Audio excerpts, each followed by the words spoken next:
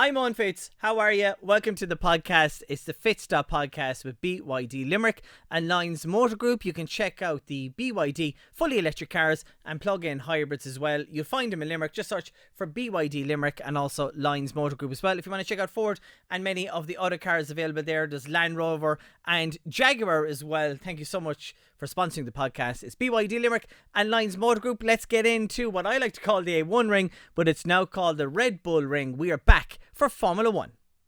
The weekend started off and it was a great day for the Irish. After 22 years, we finally had an Irishman, Alex Dunn, taking part, replacing Lando Norris for FP1. Every team in Formula 1 has to run two rookies in an FP session between the start and the end of the season. So McLaren, and being a part, of course, as we know, the junior program, and he had tested some F1 cars before with McLaren to get ready to prepare for this, was leading the championship heading into the Austrian Grand Prix. Our very own Offaly man, Alex Dunn. Ralph Furman was the last person to race under the Irish flag, and that was with Jordan. So that's how far we're going back and how long it's been since we've had an Irishman on the grid. For many years we had Eddie Irvine on the grid. It was such an exciting time, it was such an emotional time, and all I can say is Alex Dunn has proven himself to be consistent, to be fast, and to be a star of the future. Now, where does he go after this is the problem. If he wins the F2 championship, he can't race in that again next year. Does he go to Formula E, or does he end up in that world of reserve driver, test driver, simulator, working with the teams back in the factory or the technical teams over a weekend? It's a tough one because the winner of F2 should be guaranteed a seat in Formula 1, but we know with only 20 seats available and 22 seats available from next year, it is so hard to get on the grid. He got a great opportunity to show maturity, to show a level head. Fourth, like to be in the McLaren, the car that's at the front, and be just behind Piastri. I know it's only a test session, but he did what he was supposed to do. He went out, he tested the car, he did all the bits that McLaren wanted him to do, all the test runs, the aero rakes, everything that they wanted him to do, he did. Got a good lap in on some used softs at the end. Ultimately, it wouldn't be the fastest he could go. I'm sure with fresher tyres and more of a setup, Alex could have proven to be a lot more closer at the front, but he was consistent. He didn't bin it in the wall. He didn't get stuck in the gravel. He didn't do a Bottas and cut the grass on it. He just ticked all the boxes and showed why he is ready for Formula 1. It is so exciting. Do we look at maybe McLaren loaning him out to the likes of Cadillac? Do Cadillac go for maybe a Perez and a Bottas for experience and setup and race winning, and then put in a young hotshot? Not Sonny Hayes now, but put in a young hotshot. Well done to Alex, and not the best weekend for him when it came to Formula 2. Great performance on Sunday to finish second, but ultimately with technical issues with the front of the car, he was disqualified, so he drops further back in the championship. But maybe another year in Formula 2 if he doesn't win the championship might prove good for Alex. Alex, well done. We are so proud. The message on the radio, your dad, your brother, everyone there, such an emotional time, and fingers crossed, wouldn't it be great to see the Irish flag in Formula 1 again? We headed into qualifying and we were thinking maybe has Max Verstappen got something in the bag, but Oscar and Lando were just on it all this weekend, and we've seen this at some tracks. You know, they didn't have it in Canada, they had it in Monaco with Lando, and this weekend they're just so far ahead. We see these races where McLaren just get it right, everything suits them, and it's just an absolute rocket ship. It was Lando Norris back with a pole position. Disappointing run for Piastri, who seems to get screwed over by Alpine for some reason this weekend. It was a spin for Gasly. He didn't get to do the run. Max also didn't get to do the run as well. Max was down in like 7th place, so didn't really work out for Oscar or for Max in qualifying. Great result for Lando. Lando was just on it on weekend. Lando Norris was just on a mission this weekend to make up for the mess that was the Canadian Grand Prix, and McLaren were just more suited to this track. We knew they would. We thought Max might be able to fight for it, but just could not get the temperature into the tyres. Car just didn't have the grip, and we saw Max Verstappen starting where Max Verstappen shouldn't start, and another disaster for Yuki Tsunoda as well, and a weekend where the Racing Bulls have done very well, so only backwards it seems to be going for car number 2 in Red Bull. It was a messy start. Carlos Sainz didn't get off the grid. He was stuck for a long time. Eventually got going. The formation lap happened. Then they had to abort the start. We had to wait another 10 minutes.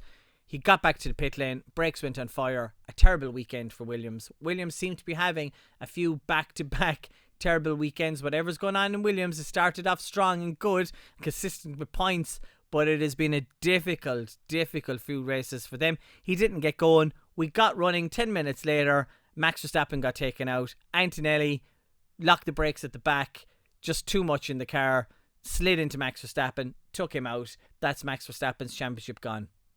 You know, the chances of Max being in the fight for the championship were very slim anyway, but it has just got even worse. And fair play to Antonelli. He put his hand up and he said, it was my fault, misjudged it, rear braking, broke too hard, broke too late, got loose at the back, had no option but to slide into someone, went to the hospitality and everything to apologise to the team, to apologise to Max. And look, in a mature way, the young kid said sorry, and that was the best thing for him to do. Rather than try and blame someone or ignore it, he just had to put up his hand and go, I've learned from this. And we're seeing both sides of Kimi Antonelli, aren't we? We're seeing the mature drive in Canada to the immature drive and lack of experience at the Grand Prix this weekend. But look, it's the risk with the rookie being thrown into Formula 1.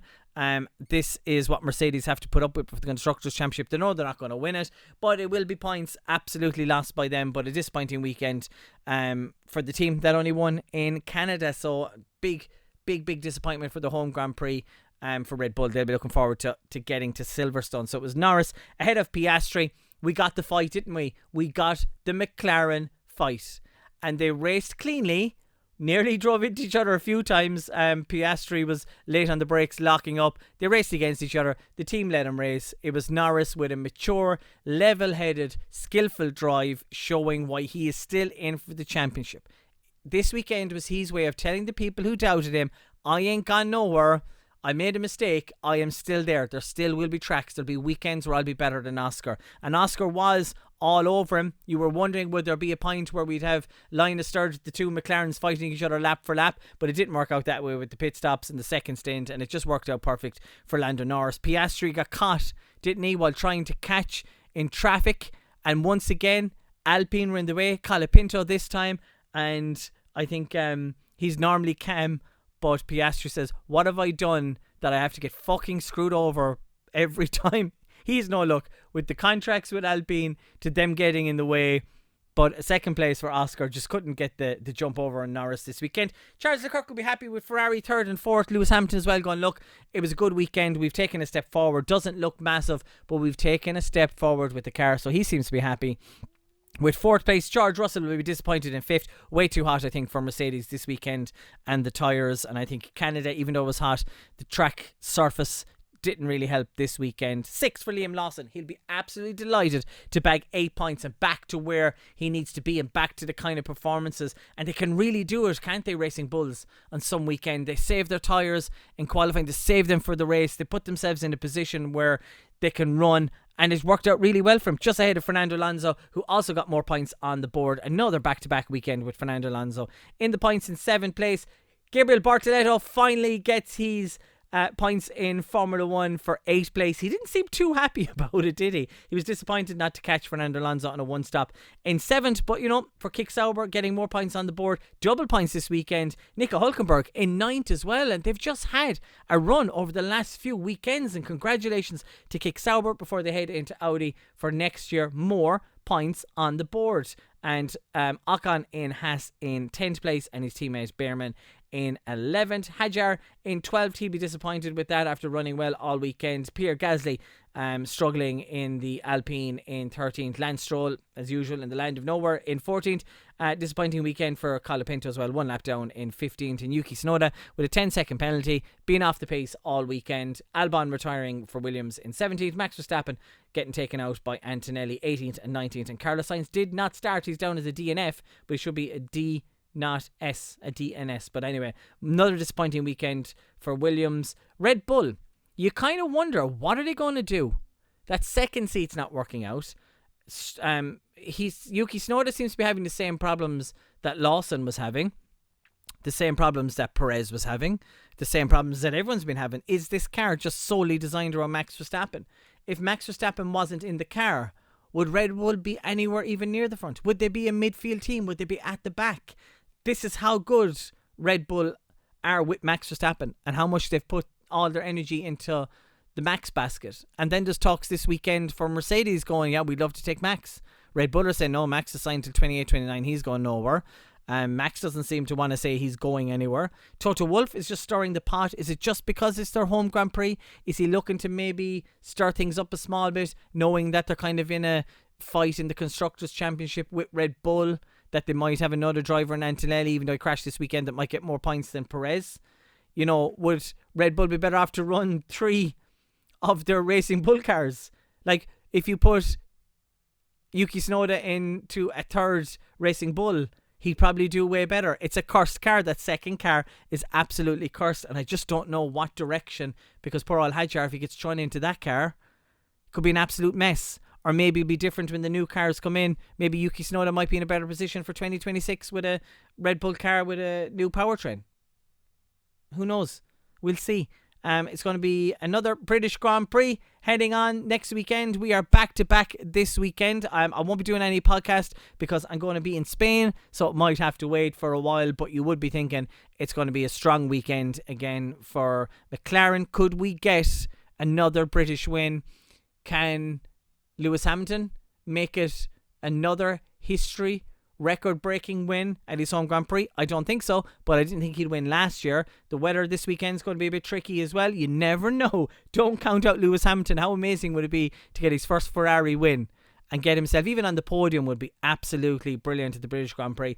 And you just got to think Red Bull will be a bit stronger at the weekend, but I think McLaren is going to be an absolute rocket ship again this weekend when it heads to Silverstone. There's lots of people going. I was offered tickets for it, but I can't because I'm heading away on holidays. I'm turning 40 as well, so look, any excuse.